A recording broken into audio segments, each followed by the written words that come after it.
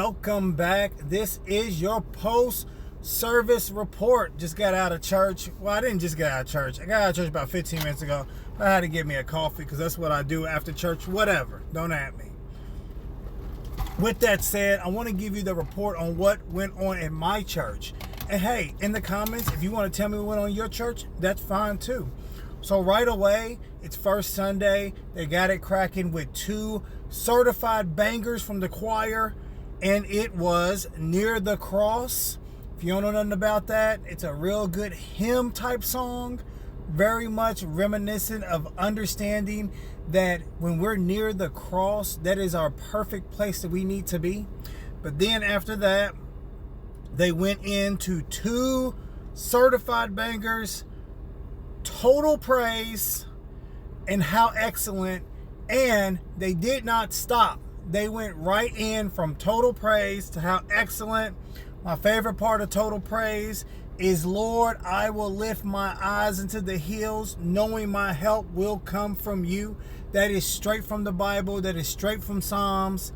It says in the Bible, where cometh my help? ? It cometh from the Lord. It's a play off of that. Then they switch right into How Excellent. Listen, if you got a choir with a 3-part harmony, oh my bad, I don't mean to leave you out, baritones, with a 4-part harmony, the sopranos, the tenors, the altos, and the baritones, these songs, Total Praise and How Excellent, because they got some breakdowns in there, they're money. They're money songs. They're great songs. They're great uplifting the Lord type songs. And it's the breakdowns for me that always gets me.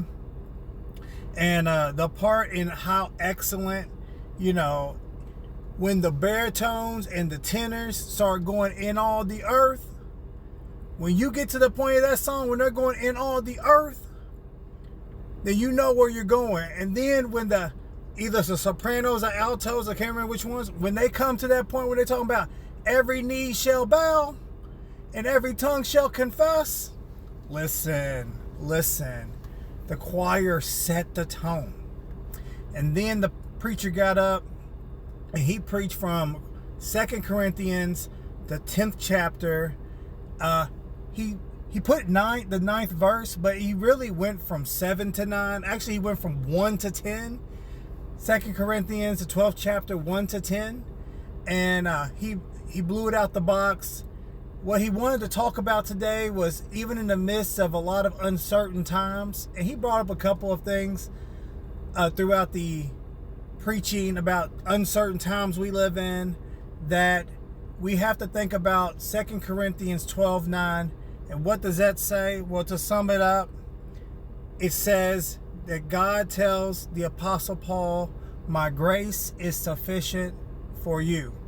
And the whole sermon was around understanding that God's grace is sufficient for us.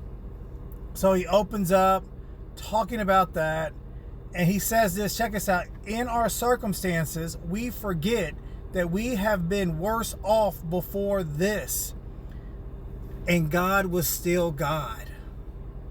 That sometimes we're in our situations and we forget we have been in crazy situations before. And guess what? We have to remember that even back then, God was God, and even right now, God is God. And he also said, we need to always remember that God got us. He said, God got you. God got us. He does not ignore his own. He takes care of his children. We can't lose ourselves to the situations we're in and the people in power that dictate our life. We have to make sure we understand that God made them too.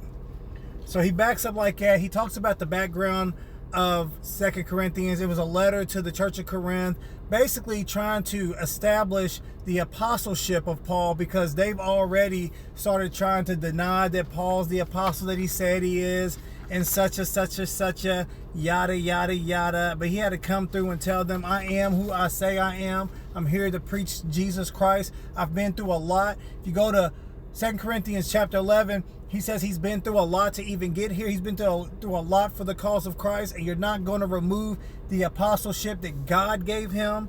And so even with that, the pastor was like, when God gives you something, don't let no one else take that away from you. When God gives you a task to do in his name, don't let nobody else try to mess that up. Just like how Apostle Paul didn't let the church of Corinth mess him up. That when God gives you something you need to do, don't let the haters mess with that. Do what God said do. And so then he went into that. And then he talked about the fact that when you got to chapter 12, that Paul was saying that, hey, I could boast of a lot of things. I've been to the third heaven. I have had remarkable revelations via God. I could boast of all that, but I'm not. I'm going to boast in my weaknesses. And then he talks about this messenger from Satan, and he says earlier in chapter 12 that God gave him a thorn in his side, and he called it a messenger from Satan. And then the pastor was talking about this is a person. There's something in Paul's life that consistently gives him pain and anguish.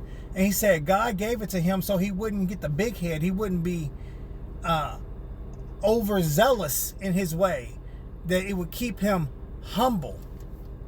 And that's what the messenger from Satan, which is the thorn in his side, is.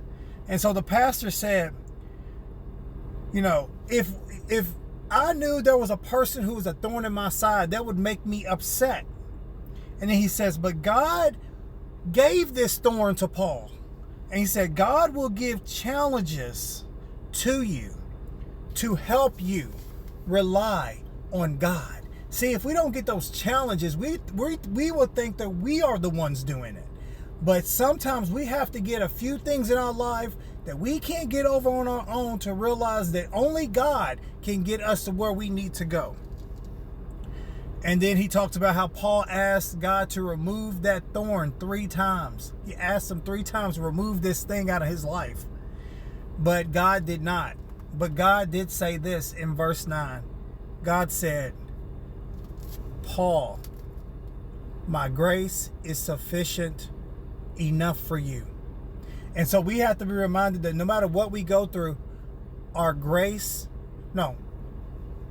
God's grace is sufficient enough for us. And so the pastor said, whatever you're facing, understand that God's grace is sufficient enough for you. Whatever you're going through, God will take care of you. His grace will carry you through.